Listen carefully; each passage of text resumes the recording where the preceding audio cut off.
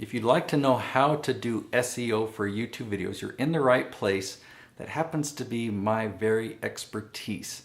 I've helped channels build 7 figures of revenue just from YouTube SEO.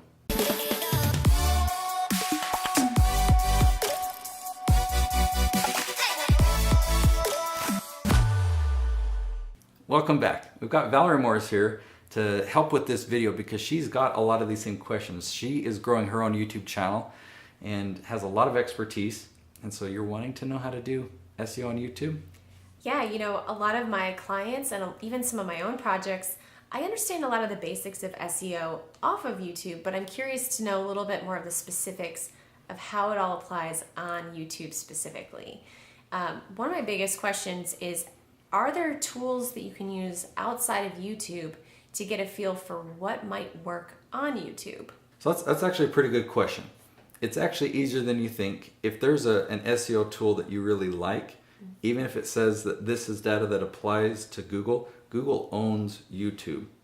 And Google often recommends that people watch YouTube videos.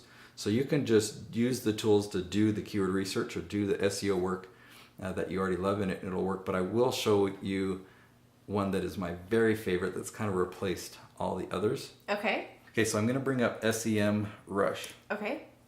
Years ago, I used to use their software, but I stopped for a while just because I found other tools that replaced it.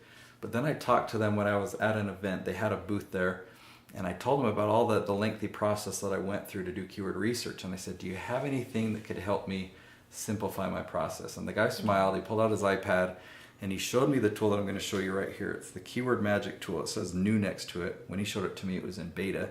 Oh, very cool. Now this tool is a game changer when it comes to my strategy of YouTube SEO, which is positioning somebody like you who has an expertise, positioning an influencer on YouTube. This is gold. Great. Okay, well that's the tool. Are you going to show me how to use it? Sure. So let me introduce it this way. It's the Keyword Magic tool, and what the tool is good at is finding the leaves. Have you heard my tree analogy? Yes, but why don't you explain it again? Okay, a tree has a trunk, branches, and leaves. The trunk is really broad. The leaves are really, really specific. So when there's videos that we want to film, we can think of our trunk or our branch categories like influence. Okay, but what are the questions that people are asking? What are the specific leaf topics that people are asking? That's what we use this tool for. Okay. So if I type in influence, okay, what we first see is what we typically see in other keyword tools. So this is like, very common to what you see. It's like how to win friends and influence people. There's a question, sort of social media influencer. If you come up here, there's this button right here, and this is where the magic is. If I tap on questions, then it loads again, and now all my results are questions that people are asking about influence. These are what people are actually searching for. Wow. And there's hundreds and hundreds of questions here. I can keep scrolling down the list. How to be a social media influencer, how to become an influencer. And my recommendation actually is to start with the lower volume first. Even when I say first, you can even spend the first year just answering questions below 100 searches per month. And what's the thought process there? The higher the number typically means the higher the competition. And it's best for you to rank on YouTube on day one. So even if you pick a phrase, let me skip ahead a few pages. Let me go to like page 4. Let's just see where that takes us. There's a lot here under influence. What about this one? How do I become an influencer on LinkedIn?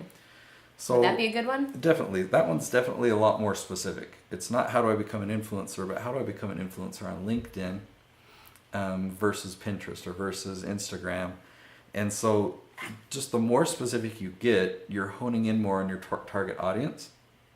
So if people want to become an influencer, if they're typing specifically LinkedIn, they don't want to just find a general, how do I become an influencer video. Does that make sense? So you're matching more to your target audience. They're going to watch your video all the way to the end because it's applicable to them. And there's less people that are making videos that are that specific. So you'll outrank them easier. Okay. So how much time does it take to rank well? Is it really, can you do it in a day? Because I don't focus on high search volume and everyone else does, I don't have to worry about competition. So I'll pick dozens of phrases that only have 10 searches per month, and I'll make all those videos and I'll put them out there, and they all rank on day one. When YouTube sees that visitor watching the video all the way to the end, it then starts to promote me in other places, and I'll just get gradually more and more views from week to week, month to month. And if I keep creating videos like this over and over, I just eventually get this army of videos that is building gradual followers. So let me tell you what that amounts to over time. I've got a channel with Chris Crone. We've created over 700 videos, all with this exact strategy, all going after these leaf topics. When you post a new video, most channels get most of their views in that first week. It's kind of viral, it's based on your number of subscribers, but we've got this army of now 700 videos that even if we stopped posting, we still get over 1 million views a month because all these videos are just pulling in all this search traffic. Wow. So is there a specific spot within where you're setting up your video, when you're uploading it and getting it all ready to go live, is there a specific spot that's more important than another to make sure you have some of these keywords? Is it in the title? Is it in the description? Where should you focus your effort? So when we do this type of keyword research, what you found is a gem, and that becomes your title. Okay. The title is the most important. The keyword tags I still use, but YouTube even admits it's not really that important anymore. They don't pay that much attention anymore. What they do pay attention to is the content. Okay. So if you title your video something, naturally you're going to be talking about that throughout the video. I mean, we're talking about here how to do YouTube SEO, and we're using all the terms just naturally, so we don't really have to keyword stuff or anything like that. YouTube automatically transcribes all the content of the video. So all the words that we say, anything that we talk about, are listed as keywords for the video. Really? So it really makes sense to do the keyword research first, so you know what people are searching for, and then naturally when you film that video.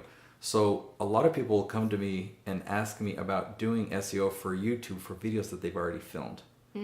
It's a different game. It's actually really, really hard, and I don't even touch it. I mean, I say that you can improve the title, and that'll probably help the video get better results. You can play around with the tags, but I haven't really seen that do a whole lot. YouTube will rank it for something whether or not you have that tag in there.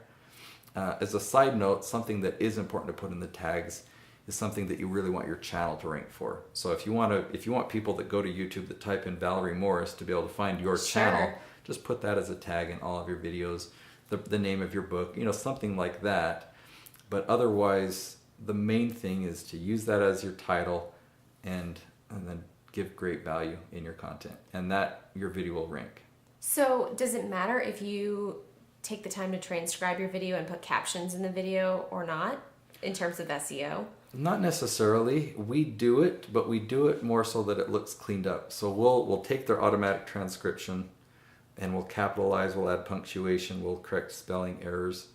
I don't know that it really makes that big of a difference from an SEO point of view, but it does make your subtitles look a lot cleaner. So for people that are using subtitles, and it depends on your channel as well, I would look at analytics to see how many people are watching your videos with subtitles and whatnot. Great.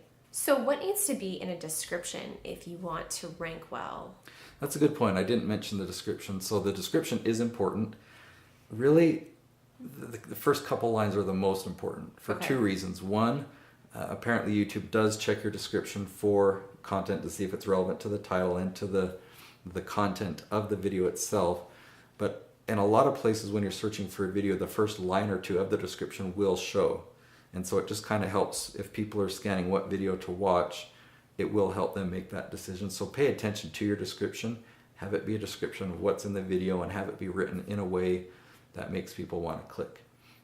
Otherwise, what I use the description for is more of a sales page.